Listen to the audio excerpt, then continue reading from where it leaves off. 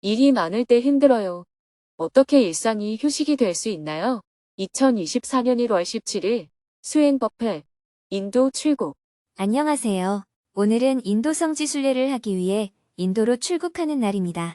스님은 새벽 기도와 명상을 마친 후 오전 10시에 수행법회 생방송을 했습니다. 정토회 회원들이 모두 화상회의 방에 입장하자 스님이 인사말을 했습니다. 요즘 뉴스를 보면 저출산 문제와 자살 문제가 오늘날 한국 사회의 가장 큰 문제 같습니다.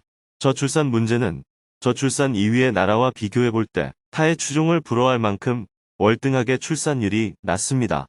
자영업이 사양 산업이 되어가고 많은 가게들이 문을 닫는 이유도 소비 패턴이 바뀌는 등 여러 요인이 있겠지만 바로 인구 감소도 한 원인인 것 같습니다. 그래서 여러분들도 어떤 일을 할 때 지금만 보지 말고 10년 내지 20년 뒤에 젊은이들의 인구가 점점 줄어들 것을 대비해서 어떤 계획을 세우는 것도 필요합니다. 이런 변화를 예측하지 못하고 당면한 문제 위주로만 판단하고 투자하면 얼마 못 가서 후회하는 일이 생겨납니다. 점점 심각해지고 있는 저출산과 자살률. 주택 문제도 마찬가지입니다. 여전히 인구가 집중되는 대도시는 주택 가격이 유지되더라도 그렇지 않은 지역은 주택이 빠른 속도로 비어갈 수밖에 없습니다. 현재는 시골집이 비어가지만 조금 더 있으면 일본에서 보았듯이 도시의 아파트마저도 비어가게 될 겁니다. 이것을 고려해서 여러분들의 노후 설계를 해나갔으면 좋겠습니다. 요즘 또 하나의 사회적인 문제가 되고 있는 것이 자살입니다. 한국 사람들의 자살률은 매우 높은데 청년들의 자살률도 높고 노인들의 자살률도 높습니다. 자살률이 높은 원인은 첫째, 우울증 등 정신질환입니다. 둘째, 자기 뜻대로 안 될 때 답답해하는 급한 성격 문제도 중요한 원인입니다. 셋째, 사회가 갈수록 경쟁이 심해지고 있다는 점입니다. 이것은 외적인 환경 요인이라고 볼 수 있겠죠. 그래서 우리가 정토불교대학을 확대하는 것은 단순히 정토회의 활동 영역을 넓힌다는 것을 넘어서서 자살률을 낮추는 데 보이지 않게 큰 기여를 하고 있다고 볼 수 있습니다.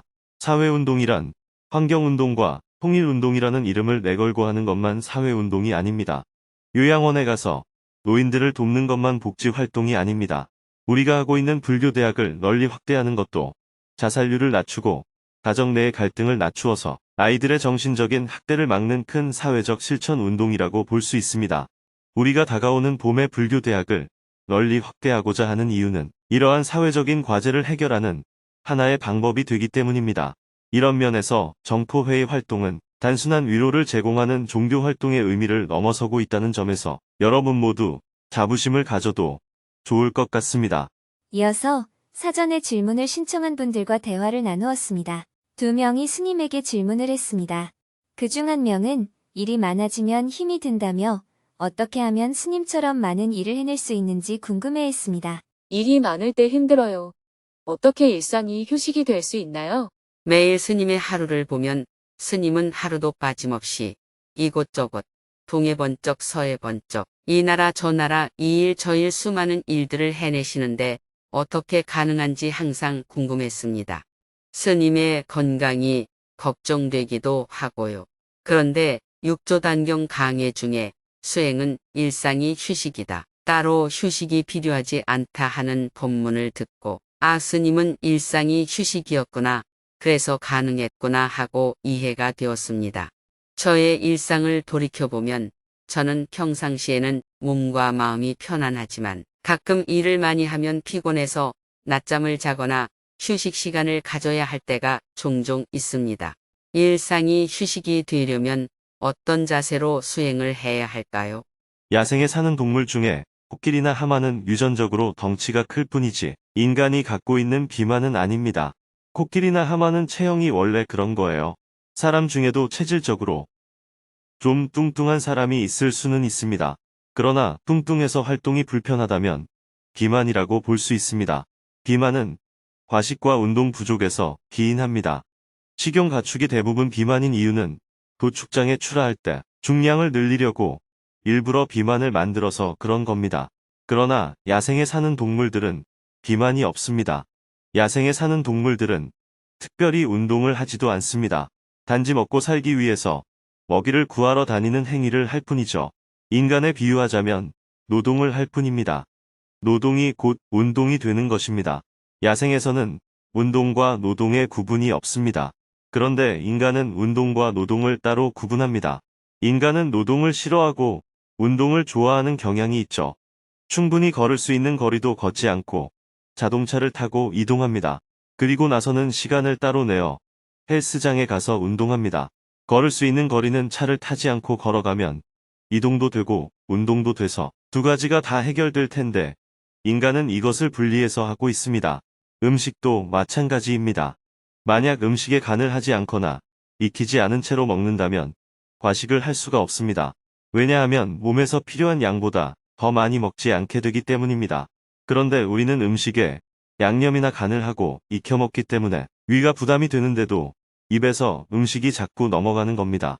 요리를 해서 음식을 섭취하면 혓바닥에 느껴지는 맛 때문에 과식을 하게 되어 비만의 원인이 됩니다. 그런데 자연계에 있는 생명들은 생채식을 하거나 염을 안 한 상태에서 먹기 때문에 과식이 없습니다.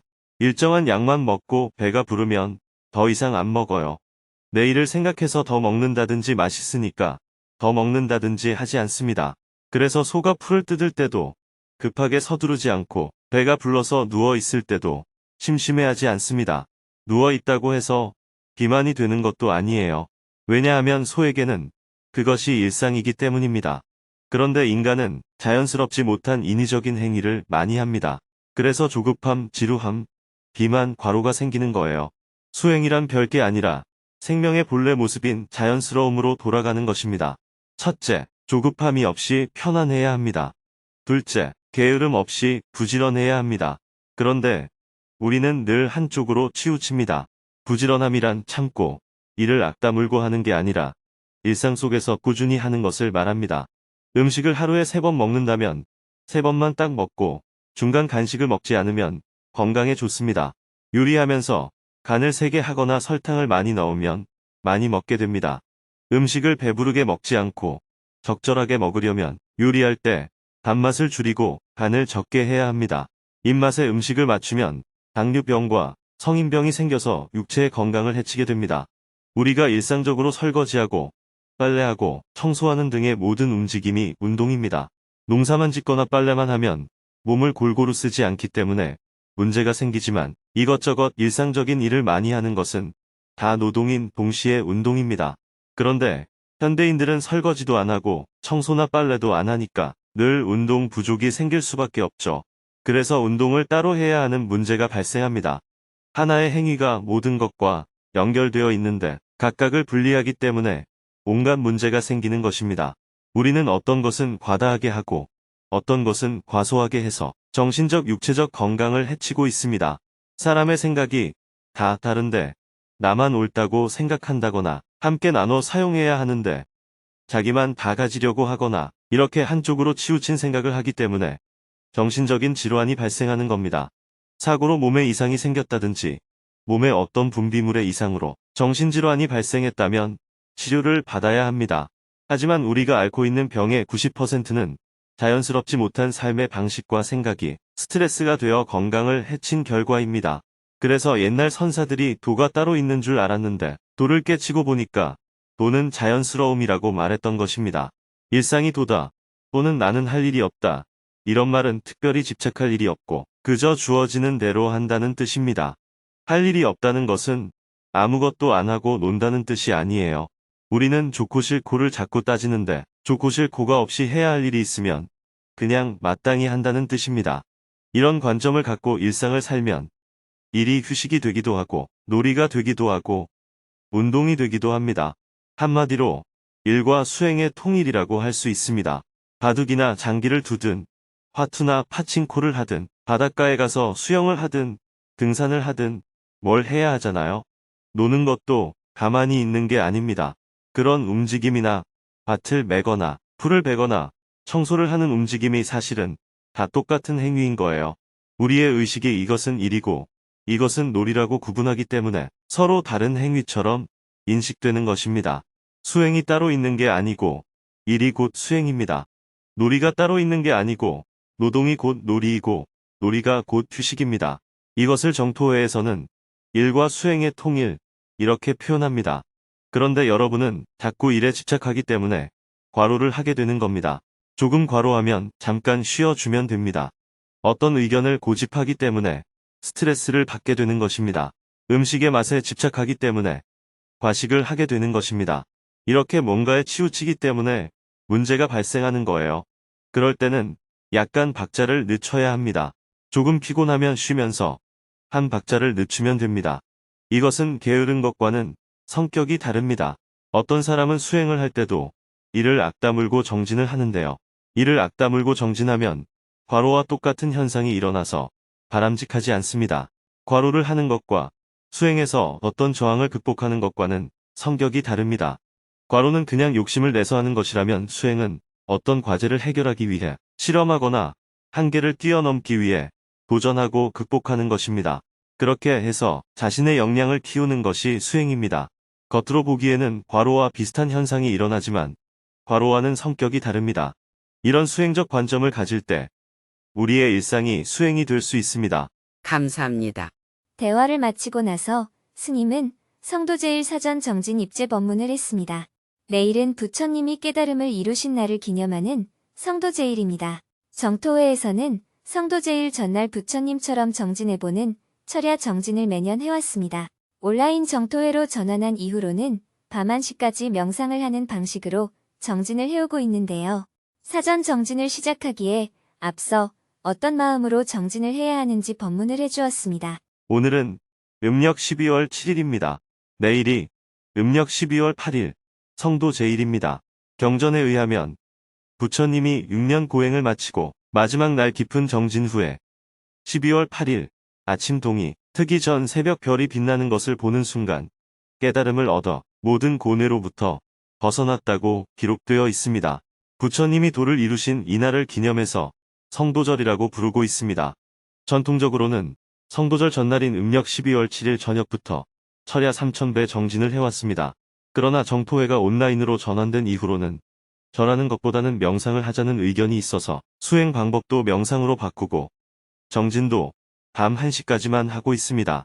다음날 출근을 해야 하는 직장인을 위해서 이렇게 정진 시간을 줄였으니 오늘 저녁에는 모두 정진에 참가해 주시기 바랍니다. 명상은 생각하는 게 아니에요. 생각하는 것은 사유입니다. 골똘하게 사유하는 것은 논리를 만들어내는 것입니다. 우리들의 많은 고뇌와 번뇌는 생각으로부터 빚어집니다. 과거의 기억이나 미래에 대한 걱정이 우리들이 하는 고뇌의 대부분을 차지합니다. 명상은 생각을 내려놓는 것입니다. 모든 생각을 내려놓고 지금 여기 다만 호흡에 깨어 있습니다. 안 되면 다시 합니다. 저는 이 법회가 끝나면 바로 인도로 갑니다. 나머지 법회는 인도에서 온라인으로 여러분을 찾아뵙도록 하겠습니다. 생방송을 마친 후 스님은 곧바로 방송실을 나와 정토회관을 출발해 인천공항으로 향했습니다. 차로 1시간 30분을 달려 오후 1시에 인천공항에 도착했습니다. 출국 수속을 밟고 수화물을 붙인 후 탑승구로 이동했습니다. 갑자기 내린 폭설로 델리행 비행기 출발 시간이 1시간 50분가량 지연되었습니다. 원래 저녁 6시 20분에 도착 예정이었지만 밤 10시가 다 되어서야 델리공항에 도착할 수 있었습니다. 출국 수속을 신속하게 마치고 공항 밖으로 나왔습니다. 인도 JTS 사무국장 보광법사님과 선발대로 와 있던 스태프들이 스님을 맞아주었습니다. 모두 준비하느라 수고했어요. 비행기는 2시간 정도 연착했는데 도착은 3시간도 더 늦어졌네요. 스님은 공항 근처 숙소로 이동해서 짐을 풀었습니다. 이어서 내일 새벽에 성도제일 법회 방송을 할 수 있는지 숙소 상황을 점검했습니다. 그리고 스태프들과 델리에 도착하는 순례단의 상황도 점검했습니다. 오늘은 늦었으니 그만 쉬세요. 내일부터 일정을 논의합시다. 내일은 새벽에 생방송으로 성도제일 법회를 합니다. 오후에는 델리에 도착하는 순례단을 맞이한 후 함께 바라나시로 이동할 예정입니다.